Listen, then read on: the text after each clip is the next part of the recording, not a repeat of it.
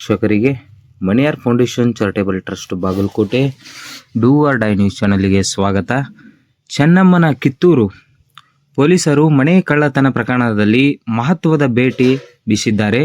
ಖಾನಾಪುರ ತಾಲೂಕಿನ ಹಲಸಿ ಗ್ರಾಮದ ಮಹಾದೇವ್ ಧಾಮಣಿಕರ್ ಎಂಬ 25 ವರ್ಷದ ಆರೋಪಿಯನ್ನು ಬಂಧಿಸಿದ್ದು, ವಿವಿಧ ಆಭರಣಗಳು ಹಾಗೂ ನಗದು ಸೇರಿ 20 ಲಕ್ಷಕ್ಕೂ ಹೆಚ್ಚು ಮೌಲ್ಯದ ವಸ್ತುಗಳನ್ನು ವಶಪಡಿಸಿಕೊಂಡಿದ್ದಾರೆ.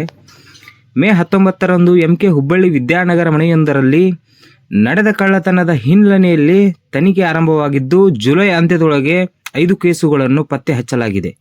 ಆರೋಪಿಯಿಂದ 200 ಗ್ರಾಂ ಬಂಗಾರ, 270 ಗ್ರಾಂ ಬೆಳ್ಳಿ, 5,500 ನಗದು ಸೇರಿದಂತೆ ಒಟ್ಟು 20.30 ಲಕ್ಷದ ವಸ್ತುಗಳನ್ನು ವಶಪಡಿಸಿಕೊಂಡಿದ್ದಾರೆ.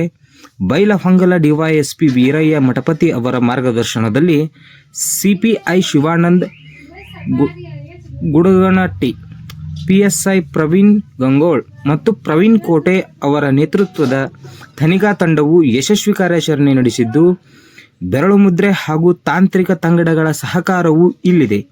ಬೆಳಗಾವಿ ಎಸ್ಪಿ ಭೀಮಾಶಂಕರ್ ಗುಳೇದ್ ಸೇರಿ ಹಿರಿಯ ಅಧಿಕಾರಿಗಳು ಯಶಸ್ವಿ ಕಾರ್ಯಾಚರಣೆ ನಡೆಸಿದ ತಂಡವನ್ನು ಶ್ಲಾಘಿಸಿ ಅಭಿನಂದಿಸಿದ್ದಾರೆ.